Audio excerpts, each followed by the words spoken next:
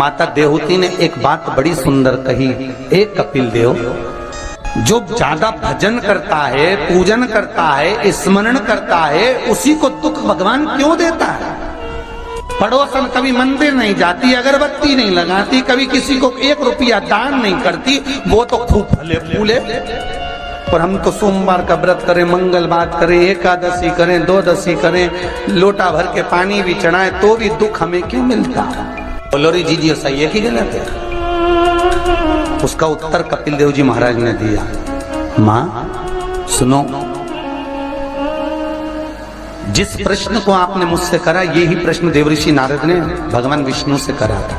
यही प्रश्न भगवान विष्णु से देवऋषि नारद ने करा कि जो मंदिर जाए, देवालय जाए, पूजन करे, अर्चना करे, पाठ करे, स्मरण करे, दुख उसी को क्यों मिलता है? और जो कभी मंदिर नहीं जाए, भगवान का भजन नहीं करे, उसके यहाँ तो 4 चांद लग जाते, खूब लक्ष्मी भगवान देता। नारद जी ने जैसे भगवान विष्णु से ये प्रश्न किया, तो भगवान विष्णु देवऋषि नारद से बोले, इसका उत्तर मैं बाद में दूंगा, पहले अपन दोनों ब्राह्मण के कपड़े पहनकर चल घूमने चलते।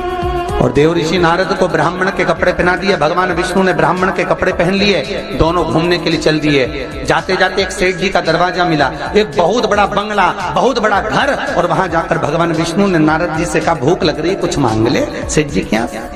नारद जी ने आवाज लगाई, भिक्षाम देही। सेठ जी निकल के बाहर आए, क्या है बाबा? हमें भूख लगी है, थोड़ा सा कुछ दे दीजिए। सेठ जी बोले, तेरा बाप रख के गया है, दे दीजिए। निकल यहां से बाहर। आ गए भिखारी, भीख मंगे, चल निकलो यहां से बाहर। नारद जी के तो कांटे से खून नहीं। नारद जी भगवान विष्णु को देख रहे हैं, भगवान विष्णु नारद को देख रहे हैं।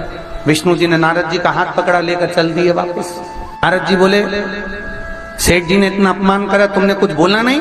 भगवान विष्णु ने दोनों हाथ उठाकर कहा, जा, तेरे यहाँ 4 चौगुना धन बढ़ जाए, तेरी दौलत और बढ़े, संपदा और बढ़े, तेरे पास में लक्ष्मी और बढ़े।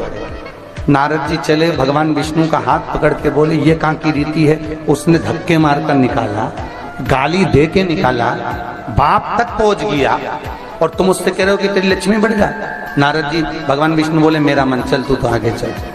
और भगवान विष्णु लेकर चले तो एक बूढ़ी बुजुर्ग माता बैठी थी एक कमरे में, एक घर के अंदर। उस बुजुर्ग को देख भगवान विष्णु ने कहा, नारद अब इसके यहाँ चलते चलते। जाकर आवाज लगाई, माता जी भिक्षाम देही, हमें भूख लग रही है माता जी, कुछ दे दीजिए। माता जी बोली, देखो बाबा, मेरे घर में खाने का तो कुछ भी नहीं है, बस एक गाय है, उस गाय की मैं सेवा करती हूँ, दूध मिलता है, वही दूध रखा हुआ है, तुम दोनों अंदर आ जाओ। और 2 आसन लगा दिए माता जी ने, दोनों को बिठा दिया। माता जी दोनों के लिए दूध लेकर आई, दे दिया। भगवान विष्णु और नारद चले। नारद जी बोले, कितनी अच्छी माता है, बिठा के दूध पिलाया, पानी पिलाया, और बस सेठ जी ने धक्के मारकर निकाल दिया। भगवान आशीर्वाद दो इस बूढ़ी माता को।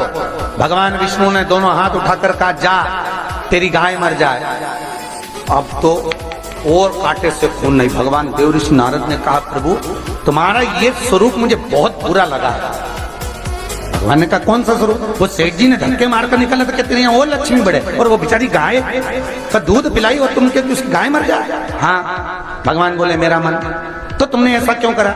भगवान बोले, नारद तू मेरी लीला नहीं समझता ना। नारद जी बोले, कभी समझूंगा भी नहीं, पहले बताओ ये क्यों हुआ, लीला जाने दो, मुझे तो ये बताओ। भगवान ने कहा, नारद बात इतनी सी है, वो बूढ़ी माता मेरा भजन करती है, दिन भर मेरा नाम लेती है, वो मरेगी, उसके घर में एक गाय है, उसमें उसका दिल बहुत लगा हुआ है, उसकी सेवा करती है, मरेगी, मरते समय विचार करेगी कि मेरे मरने के बाद मेरी गाय का क्या होगा।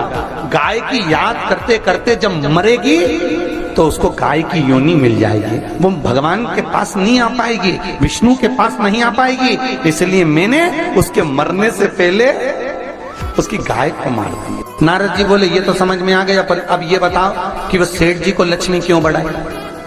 भगवान बोले, नारद उसको धन से बहुत प्रेम है, मैंने लक्ष्मी इसलिए बढ़ाने का आशीर्वाद दिया कि वो लक्ष्मी को जोड़ जोड़ के इकट्ठा कर कर कर जब मरेगा, वो लक्ष्मी और पैसे के चक्कर में जब मरेगा तो आखिरी में मरकर सांप बनकर उसी दौलत पे बैठा रहेगा।